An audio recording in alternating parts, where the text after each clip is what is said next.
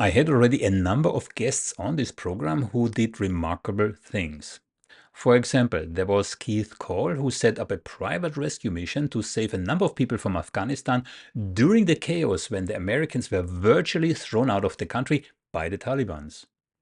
And then there was Eric Anderson, a former Boeing engineer who sent his underwater drones to the bottom of the Baltic Sea to investigate the Nord Stream attacks. If you watch the interview, you know that he found a US Marine diving boot right next to the pipelines. You can't make this thing up. Also worth to mention is Stanley Cohen, the so-called Hamas lawyer, who in reality is a human rights activist who has defended the voiceless throughout his career.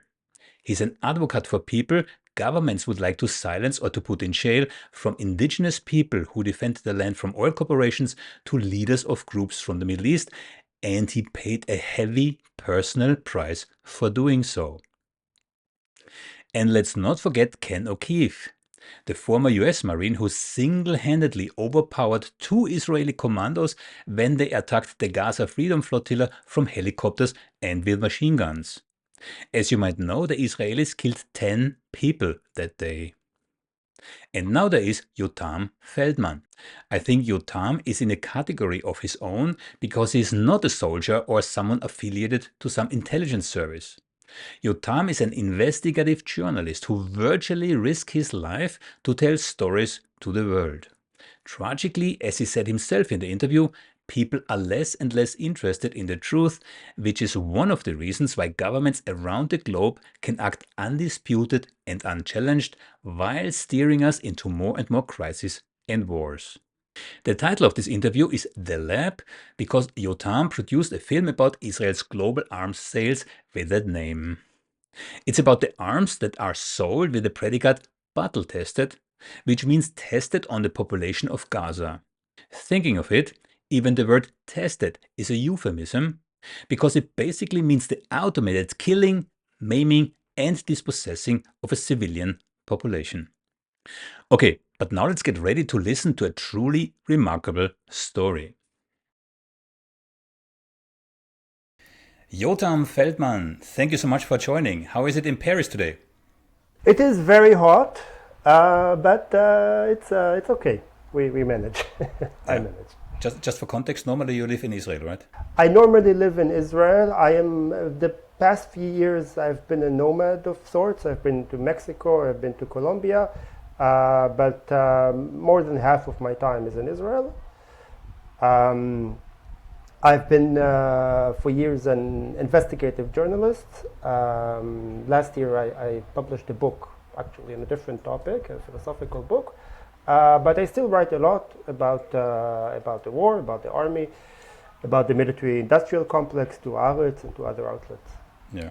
And this is also how I virtually stumbled over your name.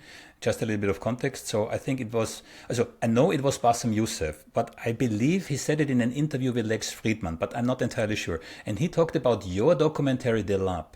Yes. And that was pretty recent. That was like, I don't know, 2, 3 months ago. Yeah.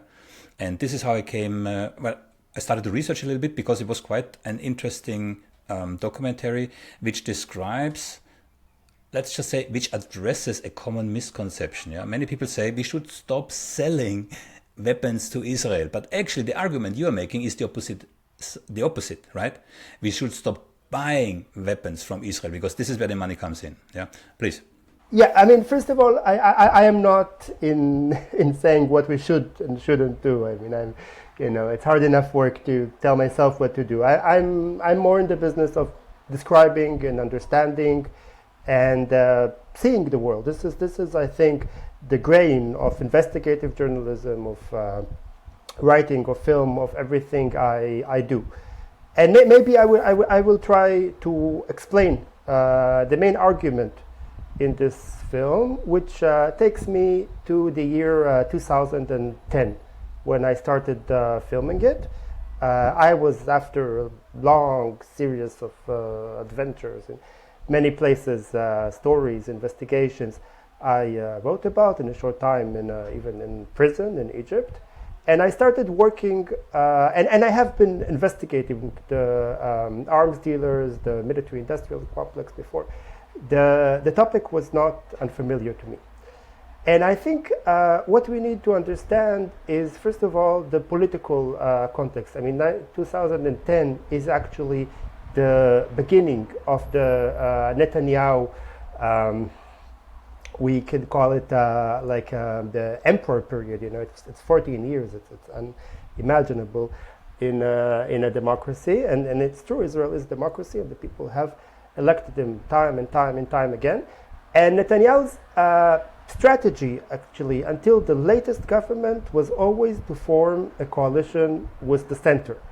And this way, he was considered always both a savior and a victim for his voters. A savior because he prevented the Palestinian state, because he prevented a political solution to the conflict, and a victim because his allies, his partners in the coalition, wouldn't allow him to take more extreme measures, like annexing the West Bank, like more adventurous military campaigns. And actually the strategy was to leave the situation as is. I mean, not only permanent occupation, but permanent war in Gaza. And we have to explain what does it mean. And then this whole doctrine was invented on how to stabilize, at least so they thought, this situation over the years. And this super sophisticated fence was made in Gaza at the cost of 3.5 billion shekels. That's like almost $1 billion. And really like huge investment. And there was this Israeli metaphor of the situation with Gaza, which was the grass mowing doctrine. And this term actually tells you something about what happens when people get entangled with bad metaphors or are eluded by their language. I mean, the idea was we go into Gaza every few years and we cut the Hamas infrastructure, we mow the grass. It's not a good metaphor because it's not just a moral problem that people are not plants. I mean, if someone would say bug squishing, it would sound terrible. So this, use this pastoral metaphor of mowing the grass, but it is also not really telling you the story because people are also not plants in the way that they evolve and advance, and they actively use their consciousness to promote their ideology, their plans. Anyhow, the main point is that the Israeli industry developed so many weapons and techniques and ideas that were supposed to enable this state of permanent conflict, of mowing the grass. And this started with drones. Israel invented actually drones. It's also aerial defense, all these missiles that are supposed to target the Hamas rockets. It's a lot of computer stuff, like control stuff, the computer you use inside military vehicles. Its intelligence has become a very big thing in the last few years. You've probably heard about Pegasus. The Israelis invented this trick that can go into almost any phone in the globe, and then they started selling it all over the world. It got the Americans quite angry. And anyhow, but the point is that Israel did not only make the technology, it also used the technology. And this is not something very common in the world. And this is, if you think of it, it's quite important. I mean, if you go on an airplane and someone tells you, listen, the pilot has flown like hundreds, thousands of flights, but on a simulator. And this time he wanted to fly the real thing. So we said, okay, let's give it a try. You would be obviously concerned. And the same goes to military. Many countries have military production, make arms and make tanks and make airplanes, but not so many people have the chance to use it. And then what was quite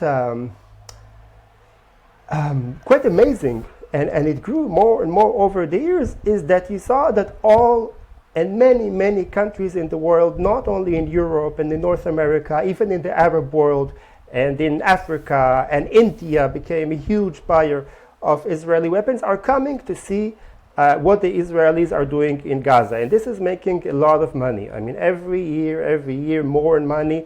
And I must say that over the years, this also became more and more explicit. You know, when I made the film, I think people had some shame in admitting that they are actually using the conflict to make money. And it's not exactly, I mean, you know, I think the decision to maintain the conflict was not, it's not a conspiracy theory. The point was not making money. There was already a decision not to reach a political agreement, and then they had many people and companies making money. In the film, you hear Yoav Gallant, who is currently, I interviewed him, is currently the Minister of Defense. He knows Gaza very well. He was the head of the Southern Command in Gaza during the first big operation in 2008-9.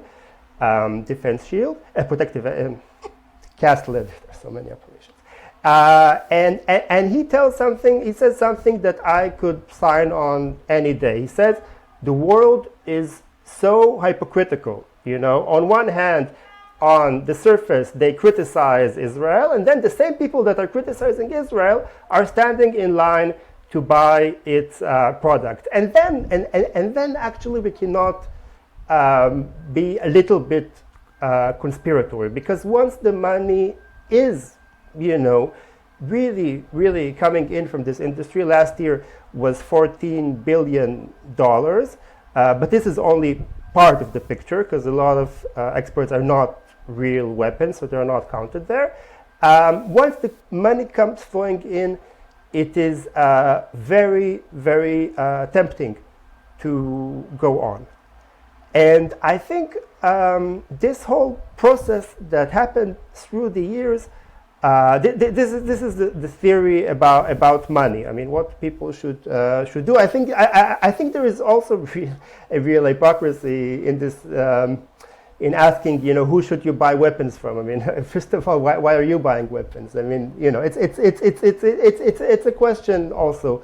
You know, of course, there are many problematic places in the world, and Israel is one of them. But I think what was invented in Israel is something quite specific and quite unique. And I will later tell you how it played off in this war. First of all, it means that the country can feel quite normal.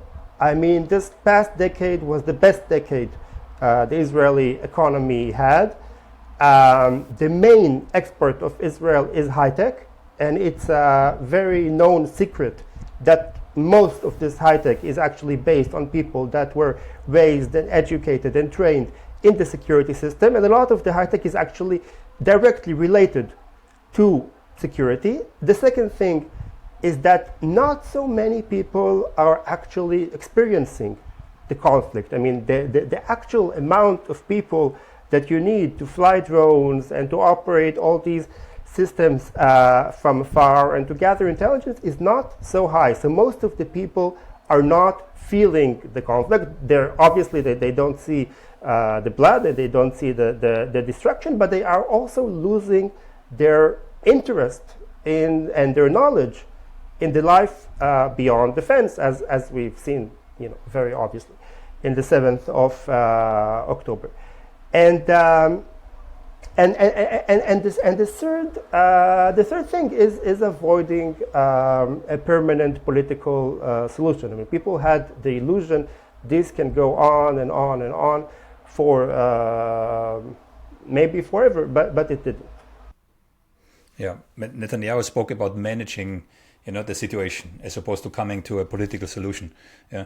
I mean, Ben Gurion already wrote in the letter to his son that, they accepted the partition, means the two-state solution, only as a means to an end. So there was never, ever, from the very beginning, an intent to have, separate states. Yeah. It's not exact. I think in the 90s during the Rabin government, there was an honest attempt to achieve a political solution, and he got assassinated. So I think it became a very strong point that it is very challenging. And here you have a divide both in Israeli society and in Palestinian society between people that are willing to accept a political solution. I think many people in Israel are, not because they love Palestinians, not because they care so much about their rights, but because they want to get more integrated in the world. And you have people that don't want it, are interested in the settlement project in the West Bank. You just saw how all Israel went into this upheaval, after Sharon, the guy that started the settlements dismantled the settlements from Gaza in the disengagement in 2005. And it was a huge big deal over the country. And the outcome of this, actually, of this resentment, of this need for revenge inside Israel, was this government. I mean, what happened a year and a half ago, it seemed like a million years have passed, but it's only a year and a half ago, to Netanyahu is probably the worst thing that can happen to someone. In one day, all his fantasies came true. He got his coalition with the extreme right. He was no longer a victim. He had to take this role, which was inconvenient for him, of someone that has to restrain, actually, the people from the right. And of course, in the 7th of October, I mean, what played out is, first of all, how little we even I that I am, I think everyone that had relations, connections, personal, professional with Palestinians knew the situation is unstable, that something would happen.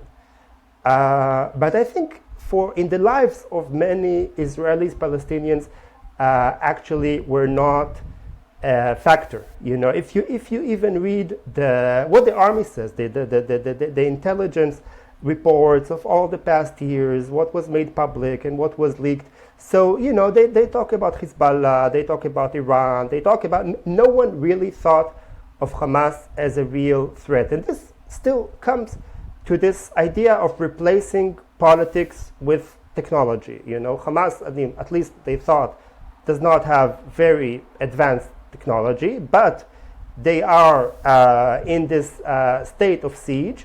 And also, there was just quite an interesting book that came out recently by an Israeli historian, Adam Raz, which documents the cooperation and the mutual interests of Netanyahu and Hamas. And his basic claim is that Hamas and Netanyahu, all over the years, had this silent partnership and joint interests. It starts in 1996, so in the refusal, which was the Americans arrested Musa Abu Marzouk, the head of the Hamas political chamber, and they wanted to extradite him to Israel. And the extradition started before Netanyahu came to office. This is his first government, 96. And the Americans were shocked when Netanyahu said, "No, I don't want to do this." And over the years, we've seen in many instances how Netanyahu and Hamas had the same interest, because actually especially for his right-wing partners, the real threat is not Hamas. The real threat is the secular organizations in Palestine, is the Palestinian Authority. Why? Because they have international legitimation. I mean, if they can go to the world, they can go to the UN, and they actually, through the international community, they can make Israel less legitimate, and they might even impose a political solution on Israel. Hamas, on the other hand, is not considered legitimate. It's considered a terrorist organization in most Western countries. After what they did, it's even, less and less legitimate anywhere. And he thought, and this was, of course, a mistake, that a military campaign would be much more comfortable for Israel than a political campaign. That in the military field they can win, and in the political field we don't know. It's not exactly the reality of this war. This was a huge misconception. I think this theory is not perfect. It's kind of a theory which is too perfect because everything proves it. If Netanyahu transfers money from Qatar to Hamas, so of course he has a joint interest with Hamas, and if he's putting a siege on Gaza, and Gaza was under siege for 16 years before the war, 17 years before the war. So he's also helping Hamas because they have more reason. It's a theory that has many good points, but it is too perfect. And of course, eventually, we discovered that they had other plans. Yeah, I think it's well documented that Netanyahu, so that Israel funded Hamas as a Yes, that's for sure. That's for sure. If you go historically, yes. Israel, and this has a lot to do with history. For Israel, traditionally, the enmity was to the secular organization. Actually, most of the wars started because of the refugees, which became militants, wanted to return to Israel. This is what started. Actually, the 6-Day War.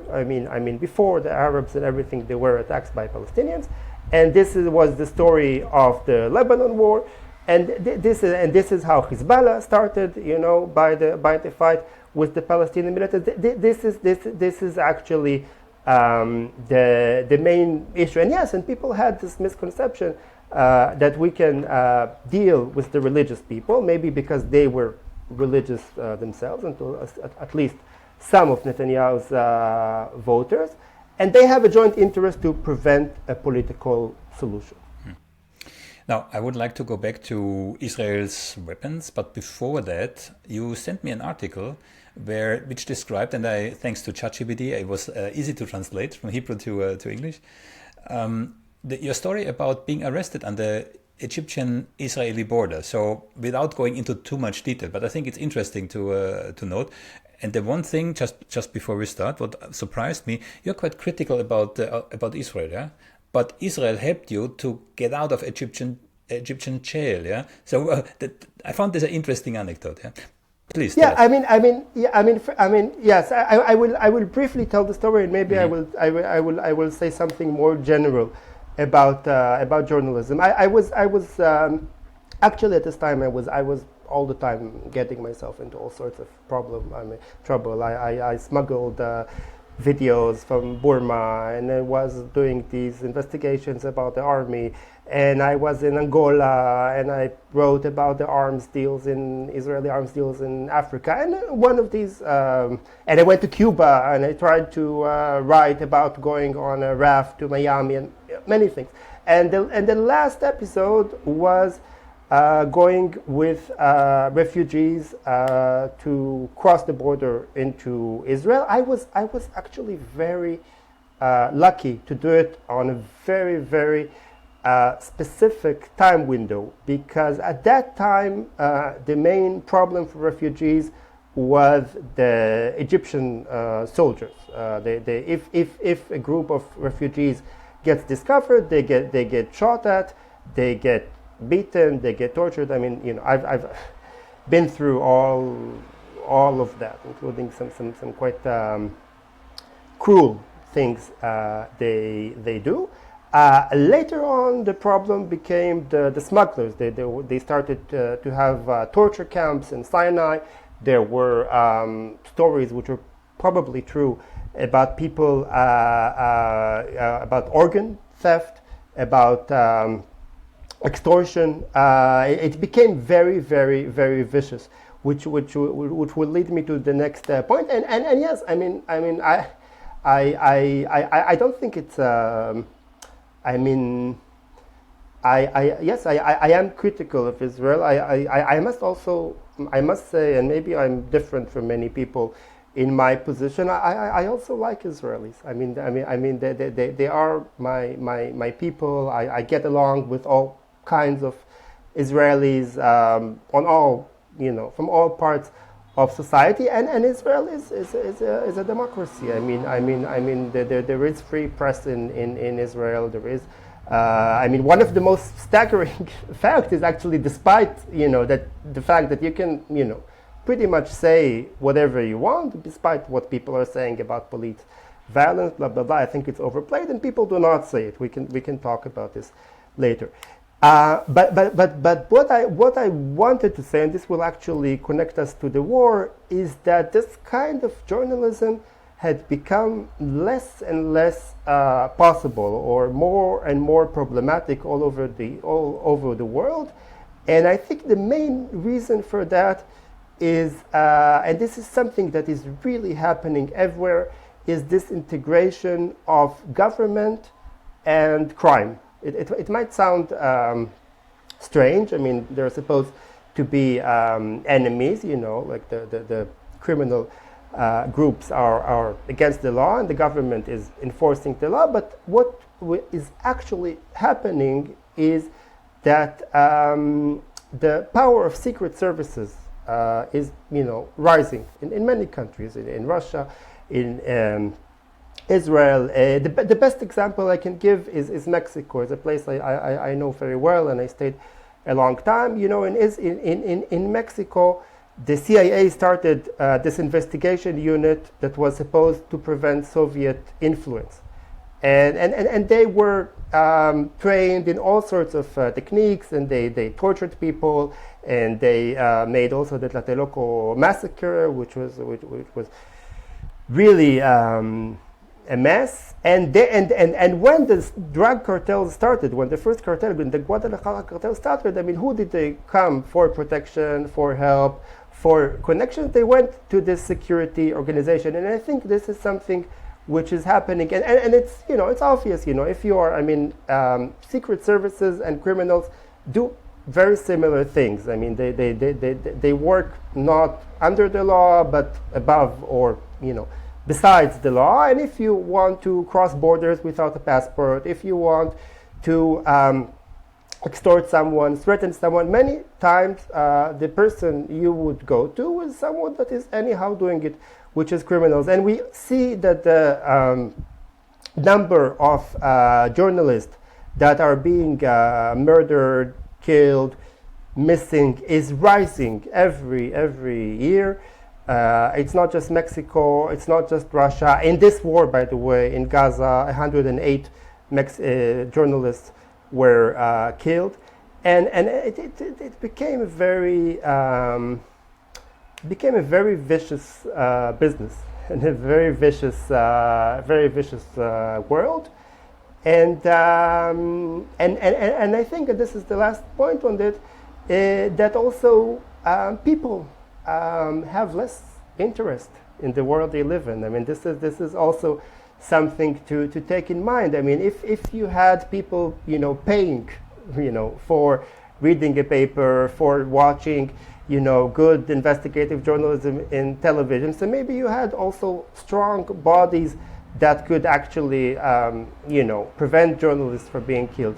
But people prefer not to know. People prefer not to know. Israel is a very, good example for that. We know that over the years, Netanyahu had all these dealings with Saudi, with other Arab countries, with the Trump government. Just so much is exposed. Sometimes you see something and you realize how little you understood about the world. And the 7th of October was something like that, for sure. There would be so many things to discuss in what you just said, to follow up. Yeah. But in terms of remaining on track with our discussion here, yes, if you can, I still would like to very briefly describe the background of this where you were arrested in Egypt because you were actually trying to illegally cross from Egypt to Israel, yeah? Yes, Yeah. yes, yes. Just to, yeah, it's a long story, so I will cut it short. But in general, again, you have to go to criminals. You have to go to these people that are helping people cross the desert, which are also quite dangerous people.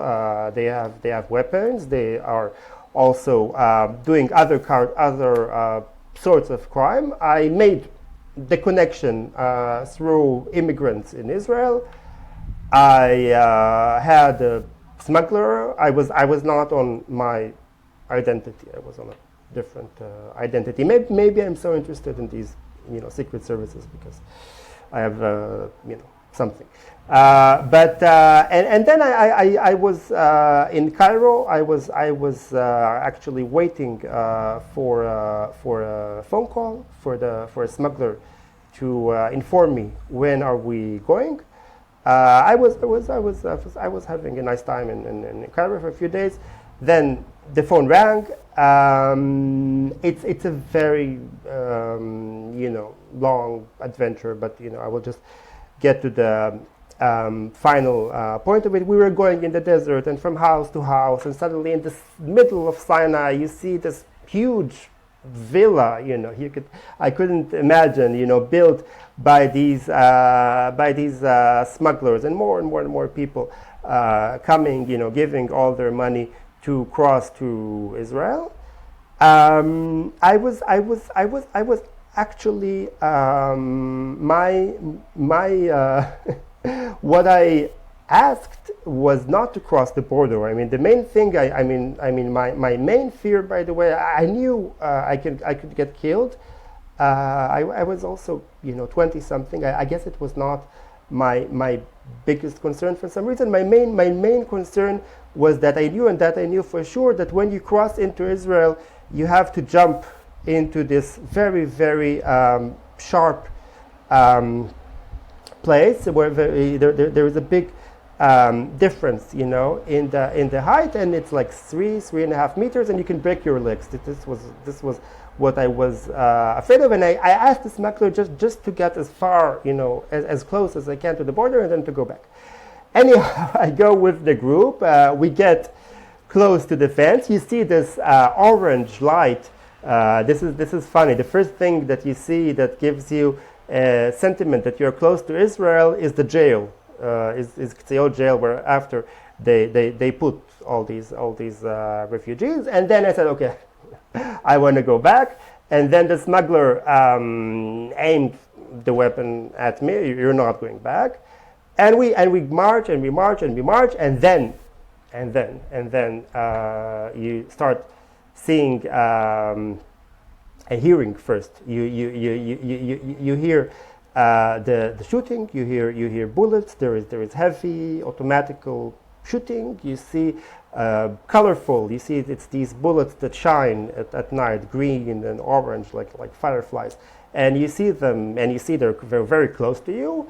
And there comes this patrol of Egyptian security. Everyone gets very, very, very beaten. I was beaten, but not as seriously as others. And then I went from jail to jail. I was first in a jail in Rafah. Then I was in a jail of the security services. They realized I'm a different case. And of course, I had at some point to reveal my identity. And it also became a public case in Israel. I must say, this is something also, there are Israeli hostages now in Gaza. I think the most for me, it was only 10 days or so. I think the hardest part of being in captivity is not being able to know how long will it last. And I really wouldn't know if this thing will take days or years or decades. And you could not tell. Before I was set free, this was really surreal. First, they took me on a ship that goes on the Nile. This is later I learned that this is something they do to many people in captivity in Egypt to give them kind of a positive experience. And then I actually met Omar Sliman, the number 2 in the Egyptian government. He was the strongest person after Mubarak. He was the head of the security services, and he wanted to meet that guy that wanted to infiltrate the border. I think I was quite rude to him on that conversation. Anyway, there were 2 revolutions since in Egypt. Then he was in jail. After he was also released in jail. Fate stores many surprises for you. But this was my story. Yeah. Yeah, incredible. And this is not the only time you tried these kind of things. You already mentioned Mexico, etc., etc. Yes. Yeah. I think my main motivation, and this is also maybe explains, first of all, why I know so much, and second, why I keep doing, is you can call it adventure, you can call it to experience the world, you can call it but through adventure you also get understanding. You also understand many things about the place you live in, and I think we live in a time where not so many people want to understand. This is I told you, and it's still, the Israelis and Palestinians actually are, the favorite people in the world. These French, God help them. But really, this lack of curiosity, this unwillingness to understand, is something quite staggering, and it does have many influences on your life when you are in Israel. As a segue, Gideon Levy, and this is actually something you also wrote me. Yeah? So Gideon Levy told me that his message for the younger generation is simply come 2-3 days, have a look for yourself. And this is also what you wrote, and that's what I would like to discuss. That we are not being told what's really going. So the public is not being told what's really going on in Gaza. Yes. So can you elaborate? Yes. Over and beyond the dramatic footage that we see on television and all kinds of social media. This is a very, very important point, because the first thing, first of all, you cannot come. You can come to Israel, but you cannot come to Gaza.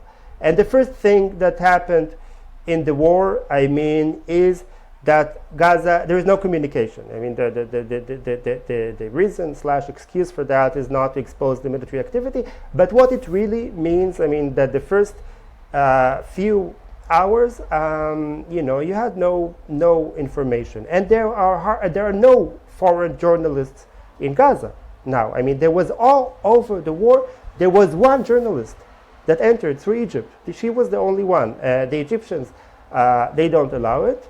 The Israelis used to be quite liberal, actually, with the press cards in Gaza. They used to give even press cards to Al Jazeera and to media outlets they don't really adore. But nothing now, and what I find very troubling is the fact that you cannot reconcile what Israel is saying and what you see from Gaza. There is every day a briefing by the army spokesman.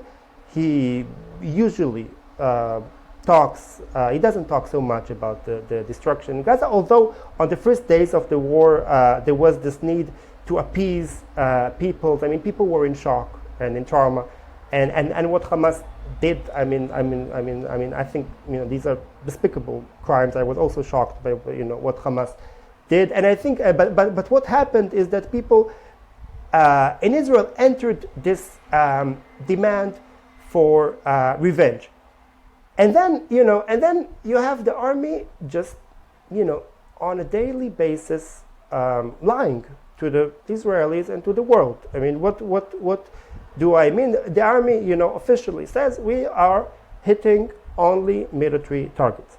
Now I know, based on people I spoke with, based on things that were published in other places, based on past wars in Gaza, I already wrote it in February but I thought it in November.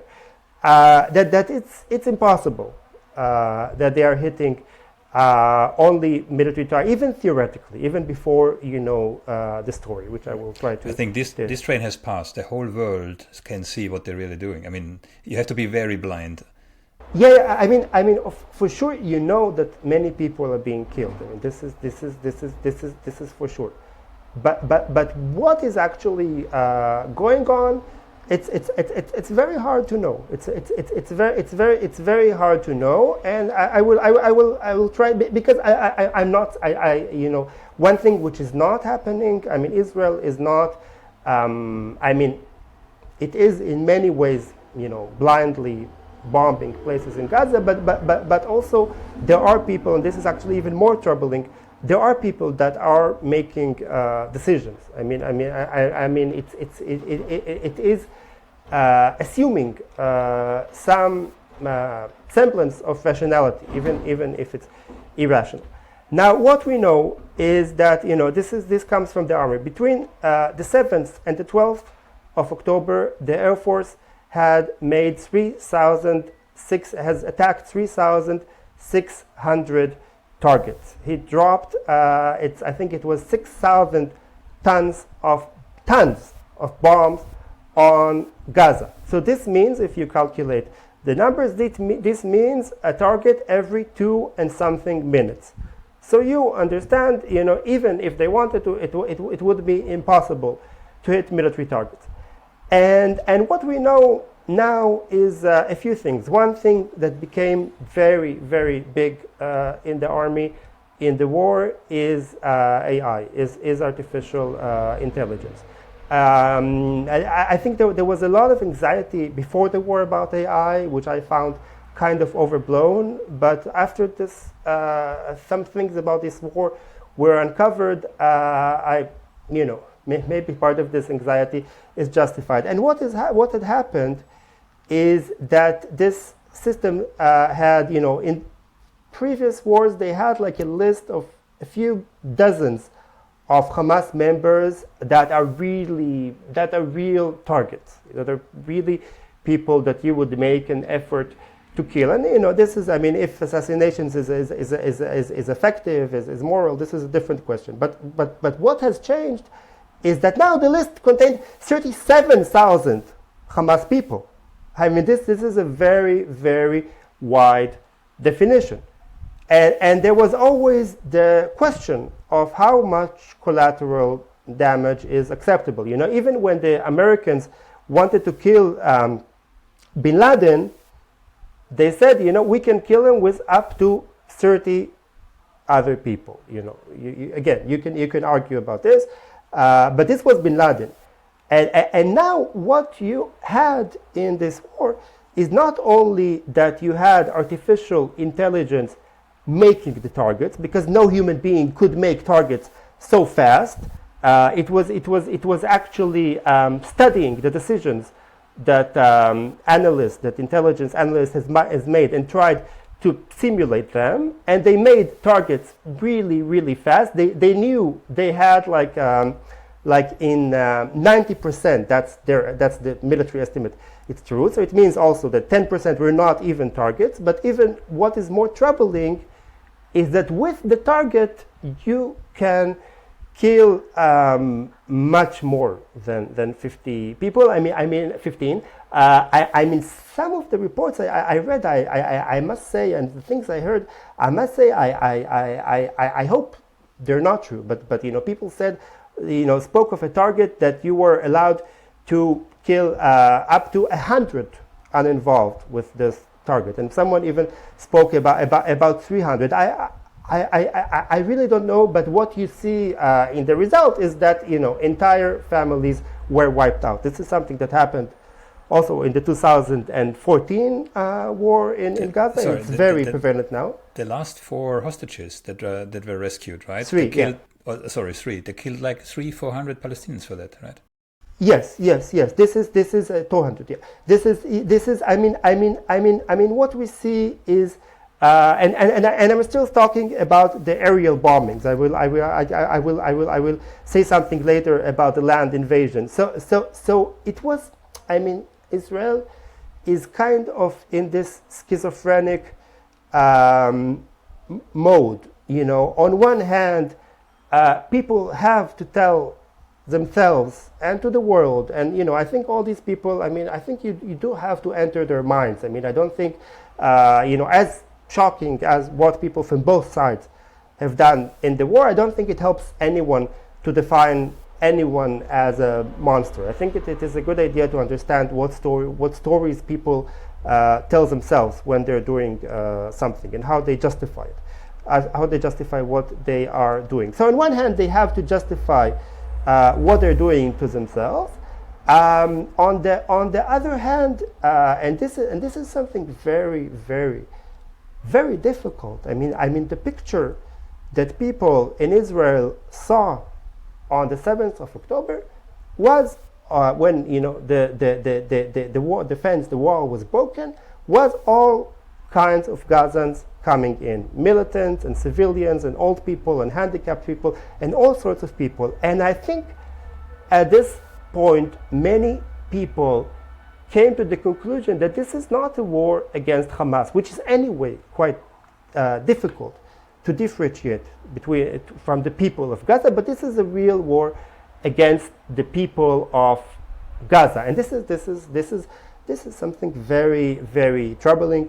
And you had this huge. I mean, there was always always in all these operations, even when 100 more, there was. Not always, but there was usually a military target. But it is also very, very obvious that on one idea, on one side, they really needed to prove to the Israelis that they are doing something, and people, really felt, that they are, caught in this cycle of revenge, and on the same time, I mean, they and this made things difficult.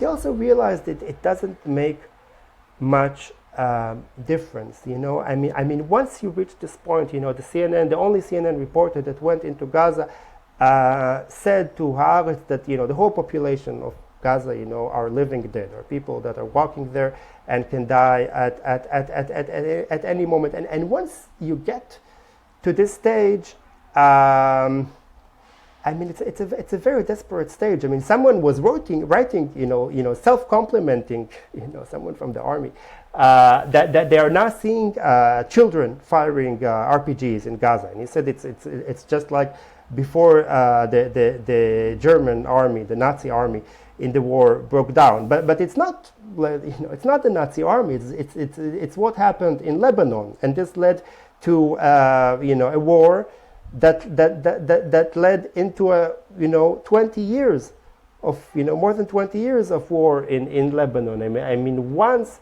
and of course you also have to understand, I mean, that this is not, Hamas is not an army in the conventional way. It's not like a state army, which you have people that went, I mean, some of them, but not all of them, that went through standard training. I mean, this is an army people can join very fast, and when you have so many people, that lost their entire families, so of course you also have a huge pool of people that can join this army. I mean, Israelis in many ways they are lying to themselves. They're deceiving themselves by counting, by measuring, how much Hamas's military force felt, was damaged by the war, because for everyone that is killed, there are so many that would join it, seeing this result. Based on your information, just a question in between, do you think Israel is really winning in Gaza? Israeli? Do you think Israel is really winning in Gaza? No. No. I mean, I think, and this is, I think, no. I mean, this is this, this is actually a very big problem, because I mean, no one thought about this. When this right-wing government was elected, people thought, okay, these are, this is the problem with some moral judgment. People thought these are immoral people, but there are other immoral people, and what can we do? I mean, no one thought it would bring Israel into this trap, into this existential risk. And why is this such a trap? I think one important point is that military strength is usually built on deterrence. It's not built on the force you are using. It is built on the force you are not using. Like Slavoj Žižek, he had this point about fathers. If you have a father that all the time yells and is hysterical and he's violent, and usually, I mean, at the beginning he can seem intimidating, but after he seems like a clown. And if you have this, silent father that doesn't say so much, and it seems, so powerful, this really shows force. And what happened in Gaza? I mean, obviously they used all they can. Now they're telling the Lebanese that that we have still secret weapons, but it's it's problematic, because if there are secret weapons, why weren't they used in Gaza? Israel has secret weapons. It has allegedly secret. It has a nuclear bomb. It has nuclear submarines, but this will not help them in Gaza. So no, I think it is not winning. I think they are really caught in this. This government, brought the state to this impossible situation. I mean, you already see that less people want to go to reserve, to go into Gaza, and people are asking questions. How long more would it last? No one thought when this war began that 7 months later we will be. I mean, no one thought that. Of course, the volume of destruction and death in Gaza would be so staggering, but also no one thought it will last so long, and it is still going on, and there seems to be no easy way to go out. Sometimes it seems that some of the army people are toying with the idea of a war in the north, just so they can leave this mess in Gaza, but it's going from one small mess to a huge mess. I mean Hezbollah is nothing like Hamas. It has a huge supply of direct rockets and very trained commando forces. I have said this in other interviews. I was a couple of months ago. I was in Amman, and I will be in Amman again in September. And basically, without exception, what the people told me was one thing. Yes, it's absolutely a drama what is happening right now, but it is good that it happens. Yeah, I mean, you have to wrap your head around this. Yeah, they all expect that the outcome will be a different one than Israel, America, the UK, whatever anticipated. It's an interesting approach. I can't really identify with it because I think, I mean,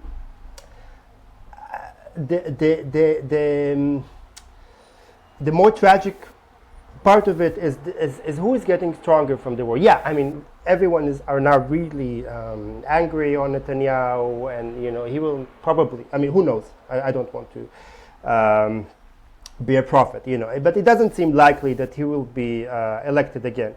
But it does make this part of the population that's saying that no political solution is possible stronger, and both in Israel and in the Palestinian territories, in Gaza and in the West Bank. In the West Bank, Hamas was never so popular, and I think another important point is that once, I mean, and this is I mean, once this precedent has happened, it also set some level, for the next time, not only in Israel but also in the world. I mean, think about the assassination of Salah Shahade in 2003. He was a senior, Hamas leader, and 13 people were, civilians were killed in this attack, and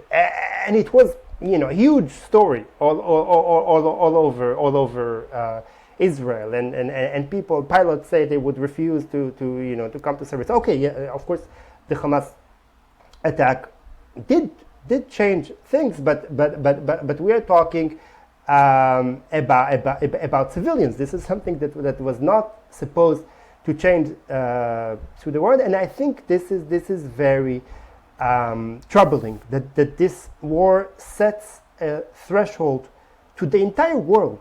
Actually, I mean, think of it.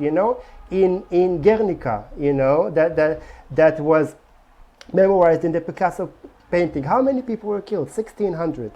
In Sabra v'Shatila, words that make every Palestinian shiver with anxiety. A few hundreds were killed. How many people were killed in Dresden? 25,000 or 35, depends. In Hiroshima, yeah, more people were killed. But these are the numbers. 60 something thousand, and it's getting to that region. And again, this is also, I mean, these are absolute numbers. If you compare it to the population of Gaza, it's much more. I mean, yes, in the Iraq War, by the way, the second Iraq War, the Americans killed much more. Between 100,000 and a million. It's hard to, but this was an international coalition, and this was America. So I am an optimistic person in general, but it's I think a big problem is usually what follows after war is some shock and some attempt to establish mechanisms so this will not happen again. This is what happened after the Second World War. I think after Vietnam, Americans were kind of more aware of what the war brings them, and yes, maybe something like that could happen, but we have to realize that at least for Israelis, and I think for many people in the world, they don't really see the war. They don't really. I mean, even the people in Gaza, even the soldiers. I mean, for instance, pilots. When a pilot drops a laser or a GPS targeted munition on Gaza, he doesn't even see his target. Most of the pilots, they read in the paper later what did they hit. The targets are established by people, or as we see by computers. So not so many people are, at least in Israel, are seeing this. This is quite troubling. Yeah, that's a good segue, because you mentioned Breaking the Silence. That's an organization of former IDF soldiers who publicly tell what happened in previous wars, because this war is too young still. Yeah. Now I want to briefly mention something. Yeah. Coincidentally, just before this interview, I saw a clip from Mark Miley. I hope I pronounce his name correctly. Mark Alexander Miley. Yeah, is a retired U.S. Army general, and he served as the 20th chairman of the Joint Chief of Staff. Yeah, and he said something. I mean, because you said, setting a precedent. Yeah, he said astonishing stuff. He said virtually, and I paraphrase here, we should not, blame Israel too much. We should look at America, because in this and that war, they killed here 10,000, here 50,000, there 100,000. So what you are complaining about Israel? Yeah, he's justifying one genocide. Well, however you categorize it, yeah. But he's justifying one set of war crimes with another set of war crimes. Yeah, I mean, right? I think yes. I mean, of course, yeah. I mean, there are horrible things that are happening all over the world, and Israelis used to say, why is everyone picking on us?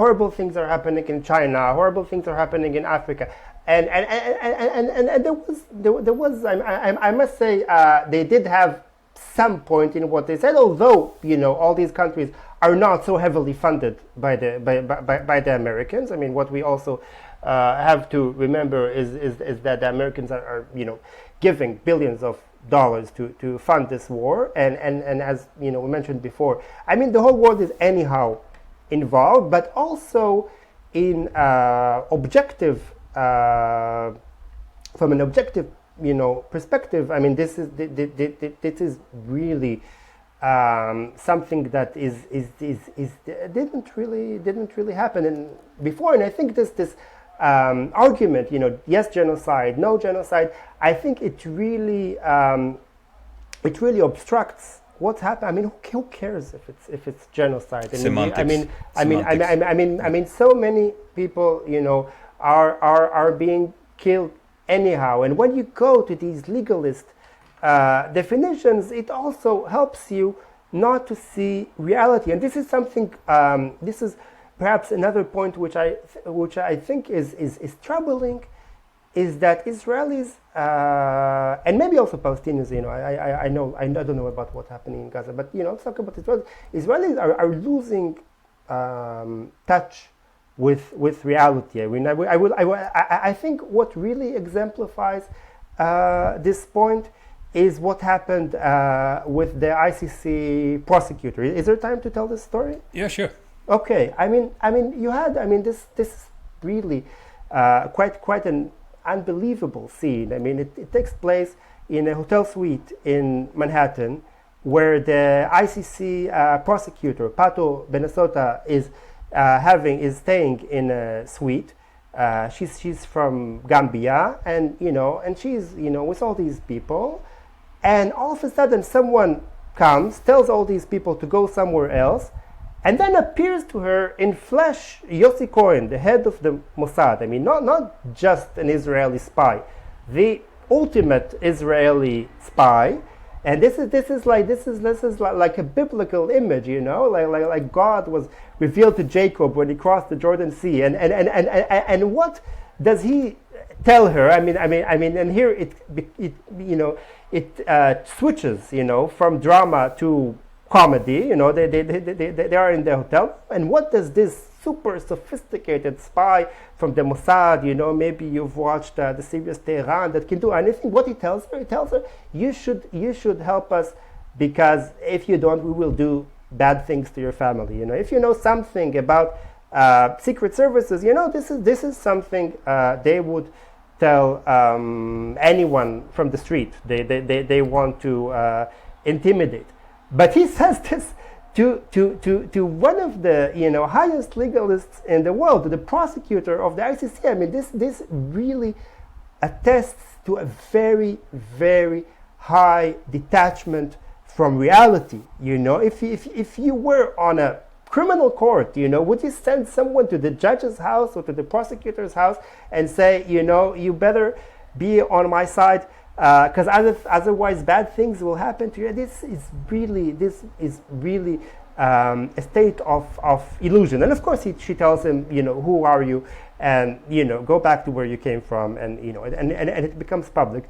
But this is staggering. And just another point which was actually, as far as I know, not published about this story, which is very interesting, is the guy Yossi Cohen is using when he wants to approach her, which is Joseph Kabila. Joseph Kabila, former president of Congo. He has some professional ties with Benesota, because they're also investigating crimes in the second Congolese war. And why does he use him? And there was all these mysterious flights of Yossi Cohen to Congo, that no one wanted to say what he did there. Apparently it was linked to this, but who is Joseph Kabila? This is something I wrote in already 2009. When he was a president, he had very, very strong and corrupt ties with the Israeli diamond magnate Dan Gertler. There was supposed to be a deal. You will get the rights to mine diamonds, and you find me. You build me an army. This happened in many countries in the world, and he went to this army guy, and he wanted to help him organize an army. Later, they had a fight. This is why the army guy wanted to talk about it. So this is the guy she uses, and he uses, and I think, all, by the way, all the ICC affair really echoes the Israeli involvement in Africa and also in Latin America. I assume. This is. It wouldn't have been done to an American prosecutor or a French prosecutor, but this was done, many times in these kind of countries. He thought he could pull it off. This is, one troubling fact, this detachment from reality. And I think another troubling fact is also that I guess he didn't really care. It's not exactly true that he didn't care, because Netanyahu is obsessed with the criminal proceedings. But I think also, on the other hand, there is this feeling of impunity that you can do certain things that will be allowed, and I think this has a lot to do with what I said before about the integration of secret services and crime groups, and this is happening. This is not unique to Israel. This is happening all over the world. You said a keyword, impunity. Yeah. And I didn't plan to bring this up here, but maybe you know more than I do about this. So tomorrow I will publish an interview with James Bamford. James Bamford is a well-known investigative journalist in the US, and he wrote quite an interesting book, Spy Fail. Now, in this book, and again, the interview was about this book, but accidentally we came on the topic of Arnon Milchan, being a super spy for Israel, and this guy is still walking free, but there's a catch. This guy had a company in Israel and a front company in the US, right? And Netanyahu, and we know this based on FBI files which were obtained through the Freedom of Information Act, Netanyahu was personally involved, also seemingly personally involved, in the stealing and smuggling of nuclear secrets from the US to Israel, and they were funded directly by the Ministry of Israeli Defense. This story is so incredible. I hardly could believe it when I first heard about it. Yeah, first of all, Netanyahu is this is another thing that is, happening, throughout this war, which all the more makes the story surreal. All this time, Netanyahu is also on trial, since 2016. Yeah, but for bribery, but for Milchan also. Yeah, no, I understood what he said, but Milchan is one of the cases, not the nuclear secrets, Just getting exactly. That's what I want to say. So they charge him now not in the US but in Israel on bribery and not for espionage, right? Yeah. I'm not. That's impunity, because you said impunity. This is a prime example of impunity. Yeah. Many things like that happen. Yeah. I will just you have a very good example from one of the I think this is the biggest case.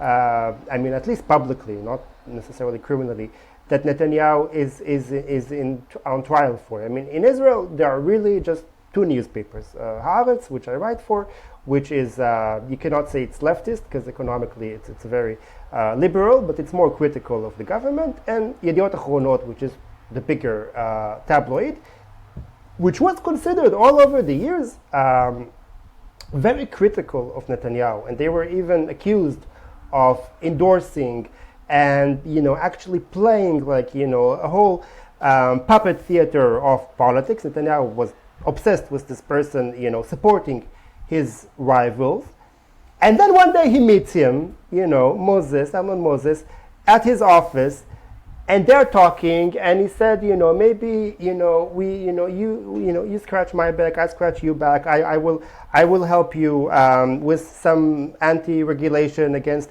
your competitors, and you will help me with the election. And then he realized we did not understand anything about how things work. I mean, these people which were considered enemies, and this is the biggest newspaper in Israel. So it's if you want to write to a bigger readership than Haaretz, so you have to write there. But they are in cooperation, and this is another. I mean, that's one of the three bribery scandals that Netanyahu is involved. And here, Milchan was the middleman between the newspaper and Netanyahu. So in two of those cases, Milchan is involved. Yeah. It's yeah. The gifts. It's. I think this is. Netanyahu is very obsessed with media. This is actually something good about writing. In Hebrew. In a newspaper, because I think people do not read. People have attention problems. The Hebrew reading world is very small, but in the Hebrew language, when you write a book in Hebrew, you write it even if you're secular, you write it in the language of the Bible. You're in some conversation with God, even if you do not believe. And when you write in a Hebrew newspaper, you're in some conversation with the prime minister, because he does read everything.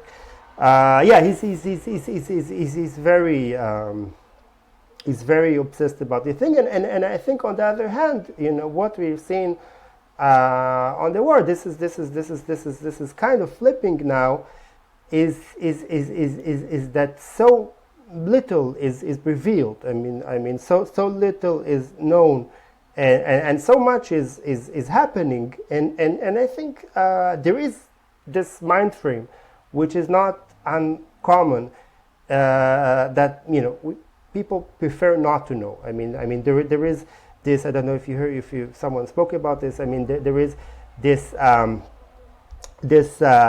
place, this military base where the prisoners from Gaza are held. It's called Sde Teiman, and these are both the people that made the attack on October 7th, and other prisoners from Gaza.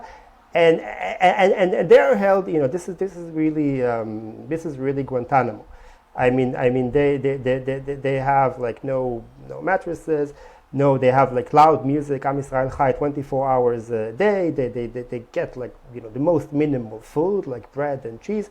And the thing is that even if people, and of course they have done all these crimes, not all of them, but again, I mean these are things that even if Israelis do not want to know about, they will know about. I mean, you ask if Israel is winning the war. I mean, one of the first things I wrote, when this war started, is that the official target of the aim of the war is to eliminate Hamas, and what we can know for certain now is that Hamas, no matter what it would be called in the future, is the only thing we will hear about for the rest of our lives, and for the lives of the next generation, the next generation. I mean these facts that people do not see, they will come back to them in one form or another. Absolutely. Now, there's one little thing that I would like to run by you. So, Israel sells weapons, and that's not coming from me. That comes from Chaim Breshitz, which I interviewed. Israel sells weapons to about 150 countries. So we have in the UN we have about 193 recognized countries. 250 of those countries Israel sells and has sold in the past and still sells weapons. But there's a catch. There's a difference between when America sells weapons and when Israel sells weapons, because if you want to maintain this relationship with Israel, you cannot be critical to Israel, right? Yeah, I mean, It's I don't first of all I don't know where he took this number from. I don't know this number, but it's not. I mean, depends. Depends. Yeah, I mean, it's in his book. I mean, the business world is very cynical. You know, sometimes you know they would sell people weapons to governments that you know really don't like Israel. The question is you know how you know. Eventually, the question is money. You know, I guess if someone is a big enough client, so they can criticize Israel. You know, France is criticizing, Macron is criticizing Israel, and you know they are also buying. I don't think Israel. I mean, this is something also which is worth understanding. I mean, Israel is not the United States, and it's not even India, and it's not even you know.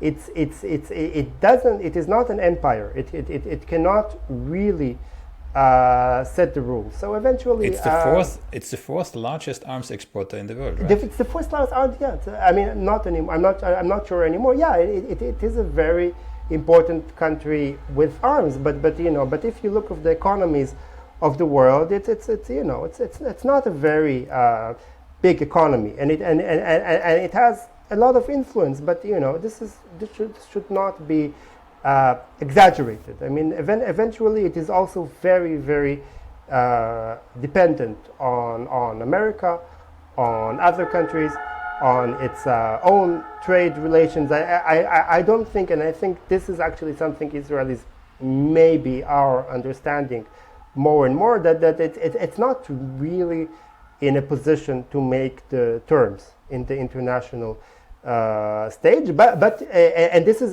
and by the way, I would say something else, that the latest number of arms sale from this year, 14 billion is you know, which is the highest, you know, it's a record in the country's history, is even more surprising if you consider two facts. I mean, one is that some countries completely stopped buying weapons from Israel. There was. I mean, especially in the Arab world.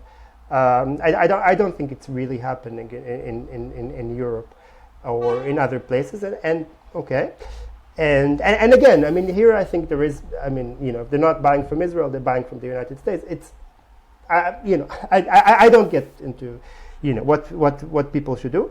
But the second point, which is maybe even more important, is that a lot of this has failed. You know, I mean, all this our technology-based army had failed.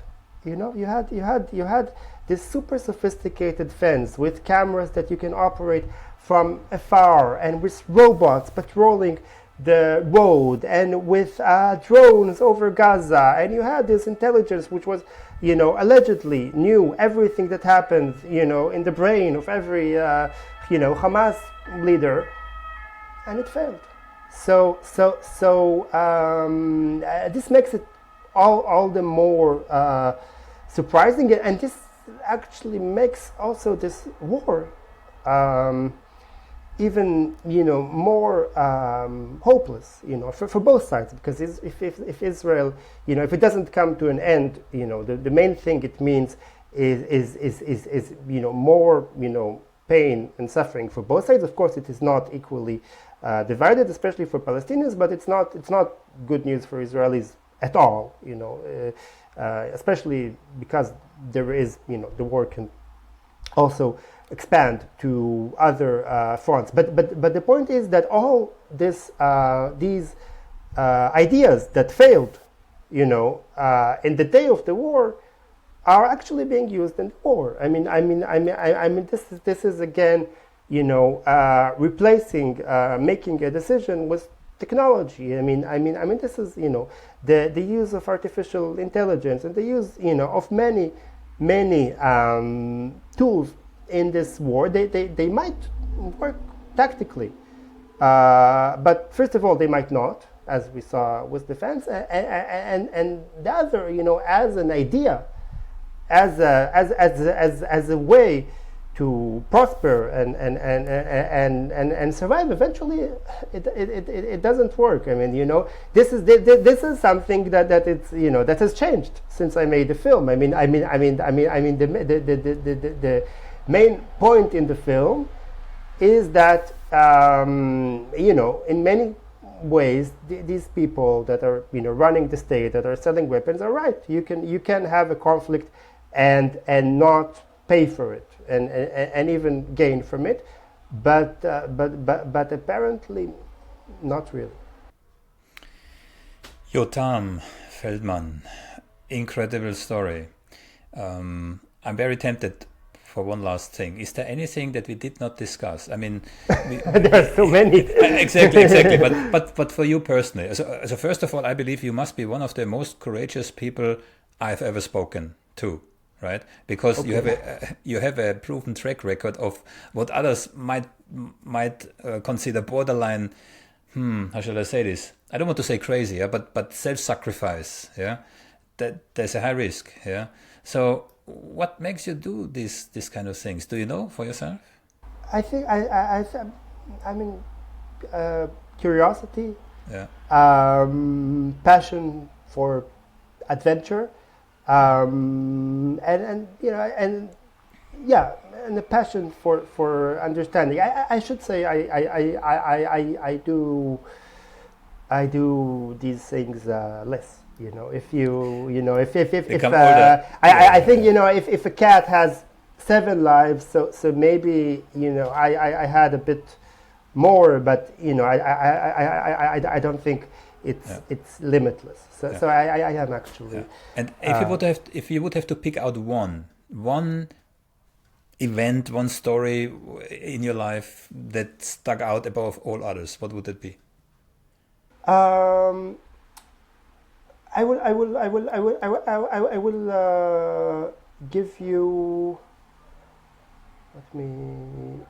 Okay, I think it's actually something which I think is.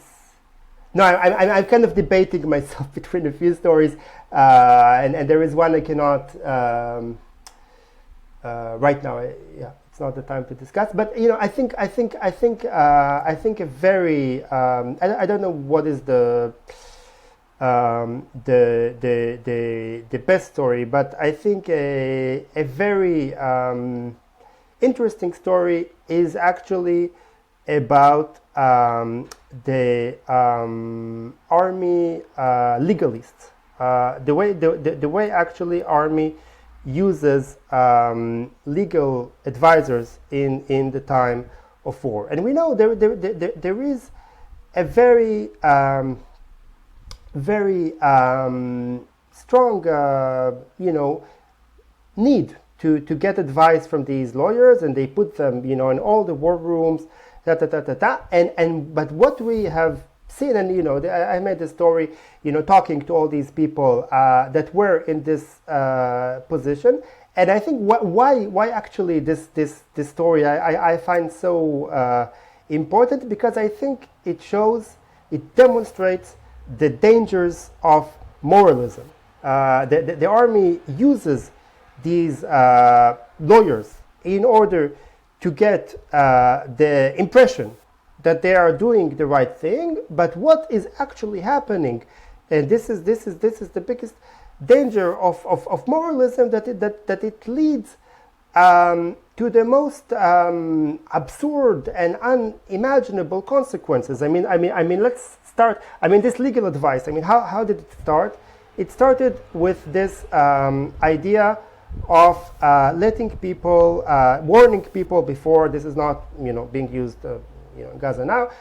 Before a house is being attacked with a small munition, like it's called knock. It was called knock on roof. They fire a small munition, and then they say, okay, and if everyone heard well the sound and they decided to stay in the house, now I don't have to count them as civilians. They are people that chose to be there, and then you can do whatever you want. And this thing was blown up to unimaginable proportions. First in the 2014 war, and then in this war, because now they're not warning one house, they are warning entire regions, entire towns, and they're saying we are going to attack, and it's very obvious even to the army itself that not everyone is able to leave. I mean, some people are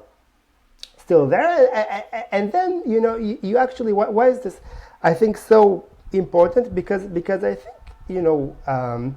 when you see this kind of war, I mean, a big question which is asked is how do people rationalize it? What story do they tell themselves? So they tell themselves this story. This is legal, moral, because we warned the people, and then when there is a ceasefire, they see there are actually many people there, but yes, I think there is a saying by the anthropologist René Girard that moral condemnation cannot end war. Moral condemnation actually leads to war, and this is something we have seen here. That what Hamas did, had aroused huge moral condemnation, and then which you could understand. Again, I don't think this is the way to see the world, but you can definitely understand it, and this led to these consequences, and I think the conclusion is that we need a more realistic understanding of the world. I practice meditation. I learn a lot from it, and I think the main point in meditation is to be able to accept the world as it is, to accept people as it is. It's not about giving up the attempt to change something, but it is seeing things as they are before judgment. Then you can change them, and I think this is quite an important lesson that I learned personally, and I try to implement in the things I do.